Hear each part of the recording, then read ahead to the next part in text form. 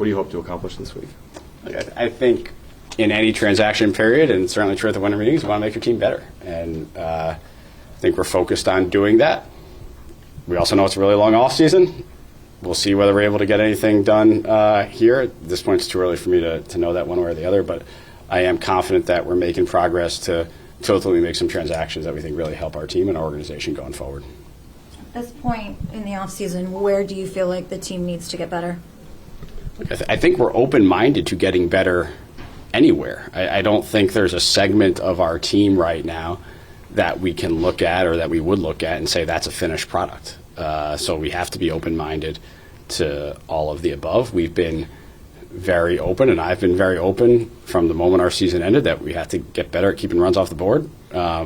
And I think we've made some progress in doing that, and we're going to continue to look at areas where we can add players to our team that help us do that. Do you plan to meet with Pete Alonso this week in person? I did see Pete was coming. I think Pete knows us really well. I think we know Pete really well.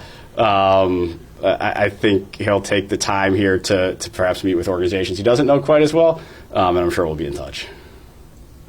How would you characterize how things are going with Pete?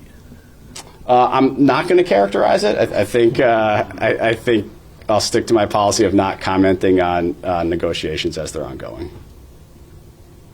But you definitely still see a place for him here? As I've said all along, he's a great man, and we'd love to have him back.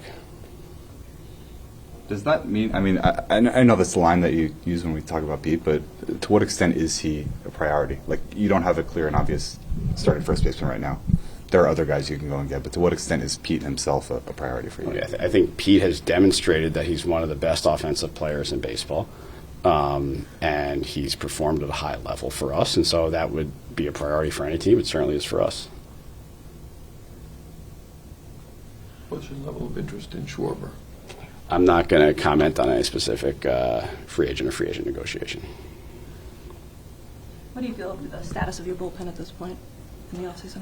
So we're certainly thrilled that we were able to add Devin Williams. I wouldn't say we're done with our bullpen at this point. We recognize that we have slots to fill. Some of those may come through free agency. Some of those may come through trade. Some of those may come from some internal candidates who we think are poised to take a next step, either in their development or the next step in perhaps a role they can occupy at the major league level. But we understand we've got some roles to fill in the pen, and I'm confident we're going to be able to do so. I know you said you're open to anything generally every offseason, but where do you stand with long-term deals this winter, knowing that you entered one last year with Soto?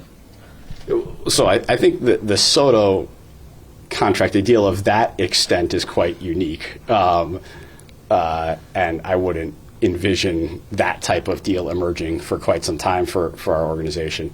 But we will not close the door on any type of transaction. And so we have been engaged on multi-year and long-term type contracts. Whether it works out or not, I don't know. But we're not shutting the door on anything. Is there more of a willingness with position players maybe versus starting pitchers there? I think it's always individual player specific. With starting pitching, you do have greater injury risk, and that is just a truism about pitching. And so that is factored into how we look at contracts and how we look at structuring a pitching staff and a team in general. But we have, and over my time here, engaged in very long-term type concepts with starting pitchers and pitchers in general. And so we're not going to categorically say no to that. How do you define long-term in your mind? Like, how many years is a long-term contract for a pitcher versus a position player? I don't know. I think it depends on age. It depends on where they are in their careers. I think it's very individual player specific. How would they describe the trade market for starting pitching right now? I think the trade market in general, agnostic of position, is pretty active. And I think there's a lot of chatter, and has been throughout this offseason, among teams in the trade market. It seems like teams in general are maybe a little bit more open and willing to be creative, to talk about different types of structures, to talk about need-for-need type trades at the major league level. than maybe we've seen over the past couple of years at least. And so I think the trade market throughout the industry has been pretty active. Do you feel you're in a better position to make trades this winter than you were, say, your first 2 winters here? To me, I don't know. I think look, we've had a very successful player development growth, and we've had a number of players internally throughout our minor league system get better, and I think that's been recognized throughout the industry. And so when that happens, you receive a lot of incoming calls about young players, about prospects. So perhaps there are a few more opportunities like that to make deals, but we were able to make trades my first couple off seasons here as well, and so I imagine we'll continue to explore those and probably push something over the finish line at some point during the off season as well. Dave, why do you think it's been so active trade-wise as opposed to some other years? Is it because of cost? Because it can be a more efficient way to add talent and. So I don't know yet. I think we'll have a better sense of that retrospectively when we look back at spring training and see what actually occurred during the offseason, or maybe even opening day and looked at the offseason. My sense is there is a very large swath of the industry that is very much trying to compete and believes it's in a competitive window, whether it's big market, small market, mid-market. And so that may provoke a little bit more discussion on these need-for-need type trades rather than sort of your typical buy-sell trades. And those are fun. Those need-for-need trades are kind of fun to execute. They're fun to work through. It's more of a puzzle. And so I do think we've had more dialogue on that type of trade this offseason than in the past. And it could just be we're at a point in the industry where we've got a lot of teams that are poised to go into next year competing. I mean, you've already done one of those, and you just professing the fact that you like doing that. So is that a route that you tend to explore, or one of the bigger avenues you tend to explore going forward? I think it is something we are exploring. They are those types of deals are also the most challenging to put together. But yes, we are having those types of conversations. And my sense is not only the ones that we are involved in, but my sense is those types of conversations are ongoing throughout the industry. Have they not been pulled off to this point because teams need clarity on like free agency, or else you would have done a couple maybe? So we did do one. Right. I did use couple. Yeah, I think it's the answer is I don't know. Generally, in off seasons, there are a series of transactions that ultimately sort of break things loose, and this year it may be a series of trades rather than necessarily a series of signings. I know we've had what I would characterize as productive dialogue with other teams throughout the off season. We've lined up on one trade, and so far we haven't lined up on others, but I think ultimately we will line up on more. At this point, how do you view your starting rotation? Is there a need in your starting rotation? Look, I think we'd like to be able to add a starter. We are also really comfortable and like our young starters that are emerging. We saw that last year with Nolan McLean. But certainly we're going to be canvassing where we can to bring in a starting pitcher and help stabilize the staff. David, given the 7 innings range at second base, would you be comfortable with somebody who is maybe an average, below average defender at first base? I don't know that I necessarily look at Marcus's skill set at second at necessarily impacting the type of skill sets we're looking at the defenders around him. How do you view left field right now? Is Jeff McNeil sort of your default starting left fielder? Are you looking to add some flexibility to the outfield? I think as of today, if we were starting today, Jeff would see a lot of time in left field, and we think he's very capable of doing that. We are also in the market for an outfielder, and we'll see if we can pull something off there. But we do have confidence that Jeff can play regularly in left field and do a very good job there. Could Carson Bench play left field? Yeah. Yep. I think that's possible too. Just back to Pete for a second. Last year after he signed, he said something to the effect of, like, until the very end when you guys went down to Florida, he didn't feel there was a disconnect in terms of like feeling wanted. Has that at all colored the way you guys have gone about it this year in terms of maybe wanting him to feel a little more wanted? I think we've been pretty clear throughout the process that we'd love to have Pete back. We certainly made that clear to his agent right at the start of free agency. We also respect, just as we respected last year, that this is a process, and Pete has earned the right to go through the free agent process, to evaluate the market, and we'll see where that leaves us. Do you prefer to have guys cycle through DH, or are you okay with having one guy who's just DH? I think at a certain level, you're okay having one guy as your DH. There are different ways to construct a roster. I think there are very successful offenses with one player who mans that position, and there are very successful offenses that allow a manager to rotate spots through there. And so I don't think we're wedded to one particular approach. You've moved a little toward right-handed with getting right-handedness with getting Semien. Is that still something you're looking at, or to a lesser degree looking at that? Maybe to a little lesser degree, but I do think it would still help if we were able to add a right-handed bat somewhere.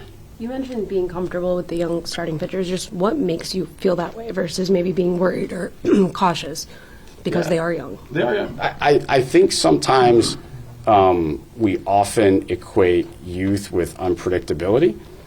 I think young starting pitchers have a pretty good history in this league, especially of late, especially when they have certain stuff packages of coming up to the big leagues and having success.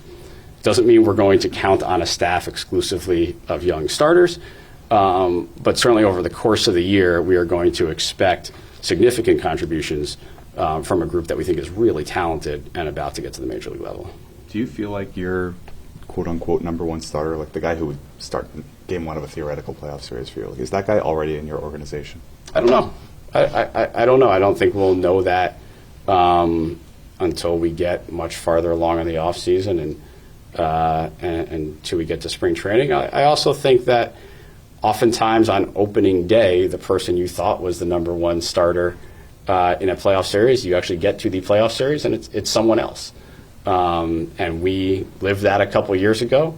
I think even really good teams that go on and win a World Series like the Dodgers can live that over the course of a season. So I'm less preoccupied by thinking about who is going to start game one of a playoff series than I am about making the transactions that put the best possible team on the field that we can do. I guess what I'm asking is, like, do you need more ceiling in your rotation? Or are you comfortable with the amount of ceiling that you have currently? You always want more ceiling. Do I think we need more ceiling? I don't think I'll go that far, but you always want more ceiling. What updates have you gotten from Kodai Senga, and is there reasonable expectations that he'll be able to contribute next year? Yeah, Kodai has had an outstanding offseason, and I think maybe that's the most encouraging development we've had in terms of our off-season player progression. He feels great. He feels as good physically as he has since that 2023 season. He's going through his normal off-season routine. He's actually going to come over to the States at the end of the month and throw here as well, which I think is a great sign. So we're very encouraged about how Kodai is progressing through the off-season. When you look at that outfield spot, is that an area where you can kind of address the run prevention, or do you need to fill some offense that you lost with Brandon? Or a little bit of both? I think it's always a balance. It's always a balance. I do think we are, we believe defense is really important. And so in any acquisition we make, we're going to be cognizant of what that player does when he's standing at the position, not just what he does when he's in the box. You saw Murakami in Japan. What do you think about him? Yeah, without getting into any specifics about our interest or non-interest, he's a really good player. I think he's going to be exciting for American fans to watch. There's a lot of power, and it'll be exciting to see how his major league career unfolds. When it comes to Senga, there's been some times in the last few years that maybe you guys have not been on the same page in terms of like his rehab, or there's been times where he just kind of seems to do his own thing or need to do his very precise routine. Is there a way that you guys can maybe get closer to the middle, back on the same page with each other? So I don't know that we've not been on the same page. In fact, I think Kodai has done a tremendous job, and through Hero have done a tremendous job communicating with our medical staff and ensuring that our medical staff understands what his routine was in Japan, how he goes about things, what he feels most comfortable. And we've done our best to educate him on the practices that we're more accustomed to using here. And I do think there's been a meeting at the middle, and I think Kodai has been very motivated to do that, and I think we're in a really good spot there right now. So you are happy with the communication with Senga right now? Oh, yeah. Yep. Any updates on Minter or Christian Scott and how their rehab is going? Yeah, both progressing very well. Scott is going to come to spring training as a full participant, ready to go. AJ is looking more along sort of that original time frame where I don't know if he's going to be good to go on opening day, but it could be shortly thereafter. Dave, because of who your owner is, we always think you're going to solve things big game hunting to some degree. Could you, and obviously you did a major trade here and a major free agent, but is it possible you could be subtle the rest of the way? I like that description. I'm thinking about becoming a writer. Yeah. Look, I think, as always, it's probably a combination. Like I think we're probably going to make some moves that don't grab a ton of headlines that we think are really impactful moves for our organization. I'd imagine over the course of the offseason, there are also going to be moves that allow you guys to write a lot. And so I think it's probably a combination of the both, and that's what we should be doing. Like I think, given our market, given the support that our owner puts into this team, we have the ability to make both the more headline-y moves and the more subtle moves that quietly really help a roster. So like one headlining move or like four headlining moves? We'll find out. If I knew that, if I knew that right now, it'd be a lot easier off season. Generally speaking, how important do you think a Clubhouse is, and with the team underachieving last year, or anything you may have observed, do you feel like that was something you'd like to improve on from last year's team? I think we had a pretty good clubhouse last year, and I know a lot of you were in our clubhouse regularly, and I mean, maybe some of you would disagree with me. I don't know that many of you would walk in there on a daily basis and feel like this was not a good clubhouse. We have good people who play really hard, who want to win. We didn't play well for the last 2 months of the year, and when you don't play well for the last 2 months of the year, people get frustrated, as we should. People hold each other accountable, as we should. That doesn't mean it wasn't a good group. Doesn't mean it was a group that didn't care about each other. I think we did. We just didn't play well for the last 2 months of the year, and everyone was very frustrated by it. What's your reaction to the reports of that, in particular, there was a disconnect between Juan Soto and Francisco Lindor?